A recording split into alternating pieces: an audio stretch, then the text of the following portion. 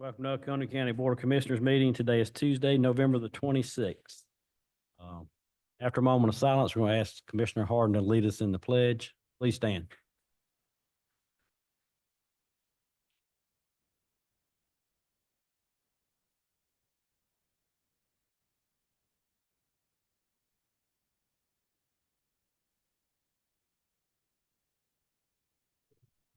To the flag of the United States of America, and to the republic which stands one nation under God, indivisible, with liberty and justice for all.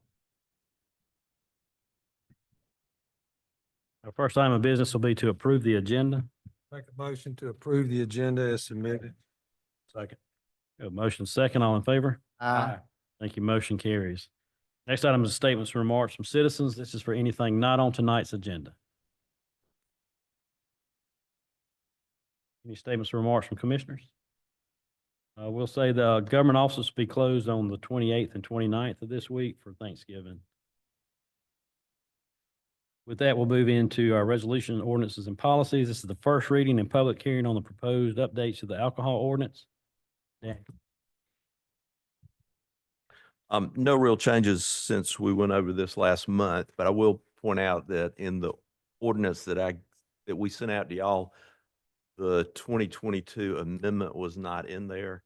The only things that the 2022 amendment did were authorized a wholesale liquor license so that liquor wholesalers could sell to restaurants. We realized there was an oversight and that was not in the ordinance. And the other thing was standardizing the measurements on how we calculate the measurement. When I was going back over today, I thought, I think I'm missing something, and I was. So the changes in the ordinance are, one of the big ones is that we're moving everything from the clerk to the planning department.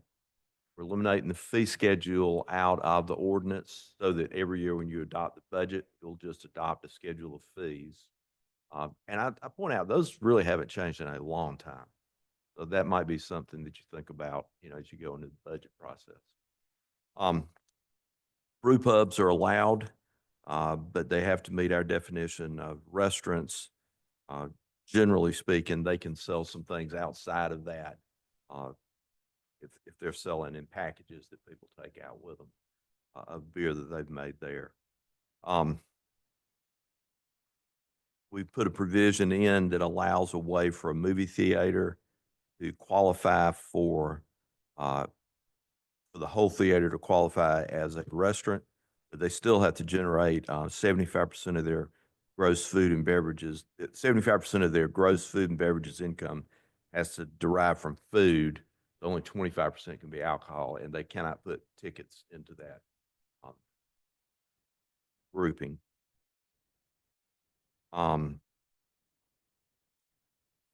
We did clarify that there are some non-local wholesalers who don't really have to pay a license fee under state law, but we're requesting, and they've indicated that they will actually file for an application, so we'll know who's doing business in the state.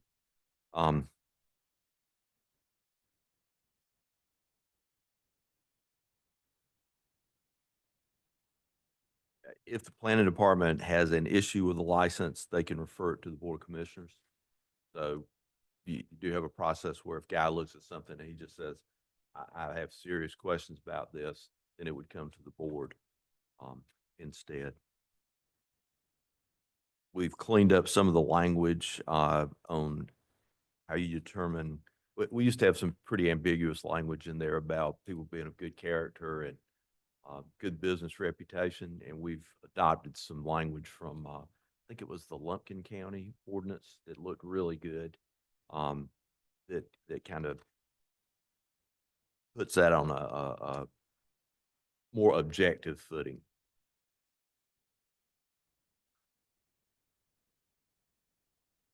We did put a excise tax on what the brew pubs produce. We provided some language about how the finance department or the code or the planning department can require audits, or they can require monthly reports and other things, so that we can be sure that people that are and have restaurants are actually submitting reports correctly. It would apply to any of our licensees, but restaurants are the ones we have maybe a little bit more question about sometimes, just by the nature of their business.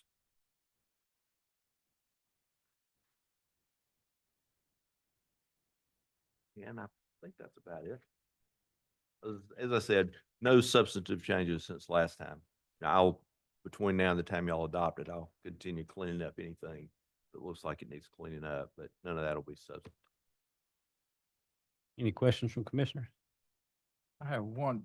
What about that mentioned last time about something called the brunch, Sunday brunch bill? Is that, Oh, yeah, we moved the, you're exactly right. We moved the time to 11 o'clock on Sundays so that people could, that's consistent with state law. So instead of opening at 12, they can open at 11. does that allow like grocery stores to sell starting at 11? I think it's everybody. Okay. Thank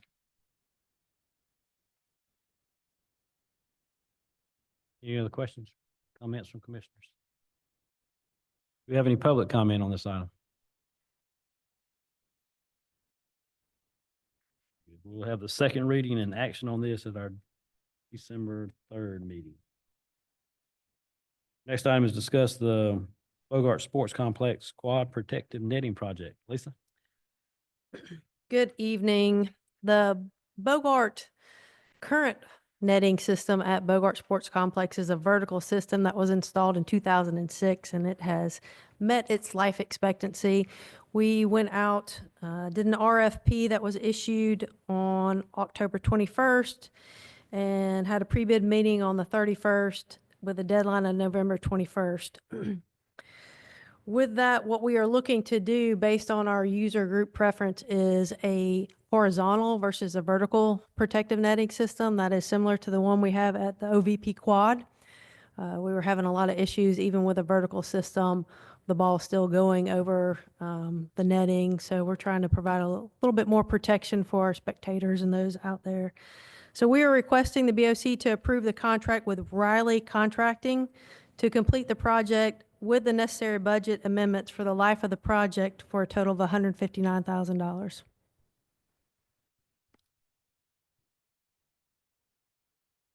Any questions for Lisa on this? What's the expected life of, I would typically it could be anywhere from 15 to 20. So we're years? right, yes, sir. Okay. We're right at that. And we, the current system netting is, well, it's not providing the protection that we need. So what the goal is to complete this project, or at least complete the majority of the project before the spring season. So we're trying to target having this project completed early to mid-February. Well, I knew the memo had said it was installed in 2006, but I Yes. just wanted to, curious about what we were purchasing. if Yes. It had a life expectancy of similar. Well, and so what they'll do is they won't warranty anything over typically about a 10-year warranty. That is very typical. So we've well exceeded that at this point. Thank you. Yes, sir. You all right for consent agenda?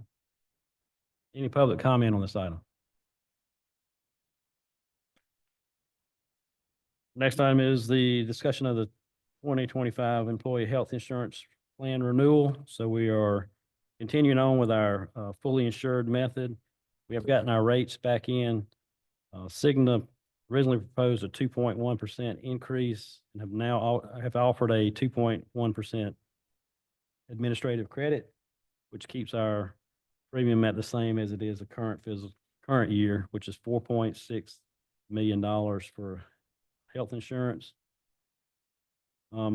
Dental and vision, which is paid for by the employees, all those went down, as well as long-term disability and life insurance. So very good renewal. We'll stay the same on our health, and then the other items will also be dropping in their rates. Be happy to answer any questions on the renewals. You're all right for consent? Any public comment on this item? Now we'll move to the ACCG IRMA post-traumatic stress disorder coverages for 2025. As you remember, there's a state bill that passed and was signed into law by the governor to provide PTSD coverage for first responders. So that'll cover fire, EMS, sheriff's office, and people in the jail that have to get out and deal with some pretty traumatic situations. So this originally was going to be put under workers' comp. And so the Sheriff's Association, along with the Chiefs Association, GMA and ACCG got together and figured out how to do this through a supplemental insurance policy similar to the firefighter cancer situation. So this meets all the qualifications of the state law, and all the groups that are affected by it were involved in this. So this is just accepting agreeing to the premiums and accepting the policy coverage for this. Be happy to answer any questions if there are any. We are for consent. Very good. Any public comment? Next item is discuss and consider a new alcohol license for PGPM RCH LLC for Jennings Mill Country Club. Thank you, Mr. Chairman, Commissioners. Actually, the following three items all fall within the same guise, and we're requesting a discuss and consider tonight. In these cases, there's been just a property ownership which requires a new alcohol license. In this case, item number 3, you have Jennings Mill. They have undergone all the correct administrative functions, and they're requesting approval of their current license so they could go ahead on the renewal license for the 2025 year. Any questions on this item? Any public comment? We'll entertain a motion then. Make a motion to approve the alcohol license as stated. We have a motion and second. Any discussion? All in favor? Aye. Thank you. Motion carries. The next item is for the same company at Lane Creek Golf Club. Make a motion, we approve that as submitted. Second. We have a motion and second. Any discussion? All in favor? Aye. Thank you. Motion carries. Next item is discuss and consider new alcohol license for Maxwell MC Dinings and Hospitality LLC. That was on, you kind of went through all of them. That's for, that's not for a golf course. That's for. Yeah, that's correct. This is actually Amici's. I'll make a motion to approve it as submitted. Second. We have a motion second. Any discussion? All in favor? Aye. Thank you. Motion carries. Very good. Thank y'all for coming. Next item is discuss the 2025 alcohol license renewal applications. Thank you, Mr. Chairman, Commissioner. Similarly, you have a list before you of all the successful submittals for renewal of the alcohol permit to apply in 2025. They've gone through the proper training, administrative functions, and just request approval of these businesses for the 2025 calendar year. Any questions on this item? You all right for consent agenda?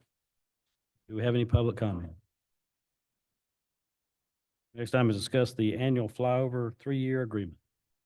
Thank you, Mr. Chairman, Commissioners. What you have before you is actually a budgeted item, but there's a request to do a 3-year agreement with Nearmap US Inc. to do an annual flyover for GIS. Doing the agreement now for the 3 years will allow us to lock in prices going forward. The aggregate would be $133,500 with the annual cost being $44,500 per year. This is something we'd like to do in GIS. It's a really useful layer for multiple departments, and locking in a 3-year agreement allows us to move forward with a price without future escalations for 3 years. Any questions on this item? You all right for consent? Do we have any public comment? All right. Next item is discuss the Oconee County Water Resources Collection Services Agreement. Thank you, Mr. Chairman, Commissioners. The existing collection service for water resources was sold a little bit in the past. We're having some challenges. Water Resources desires to switch to Credit Bureau Associates of Georgia for their collection services. These are for delinquent bills where we're unable to get remittance from the customer. In this case, it was previously a collection of 40% of the fee. The new fee would be 29% and then 40% if there's attorneys that need to be engaged as far as the collection process. Happy to answer any questions. Any questions? We are for consent. Any public comment? Our next item is discuss the coordinated transportation agreement amendment. Justin? Thank you, Mr. Chairman. And in this case, this is an agreement with us in Northeast Georgia Regional Commission for the basically fiscal year, which began in July, for transportation services agreements. There's no change in the funding mechanism. This just signs the agreement or authorizes the agreement between the organizations and the BOC. Any questions for Justin? You all right for consent? Any public comment? Next time is discuss the Board of Commissioners meeting schedule. Everybody's received a copy. Following our normal schedule, we do have a town hall scheduled for January 21st of 2025. State of the county will be on March the 12th. May 13th will be another town hall, as well as September 16th, the town hall. All the other dates follow our normal schedule meeting. Any questions? All right for consent agenda? Any public comment? Next item is to discuss the Board of Commissioners Vice Chairman schedule for 2025 through 2028. So schedule will be for 2025, Commissioner Horton will be Vice Chair. 2026 will be Commissioner Harden. 2027, Commissioner Saxon, and 2028, Commissioner Thomas. It's just our normal rotation on Vice Chair. Any questions? Consent? Good. Any public comment? We do have need of an executive session to discuss personnel matters. Make a motion to adjourn to executive session for personnel. We have a motion second. All in favor? Aye. Thank you. Motion carries.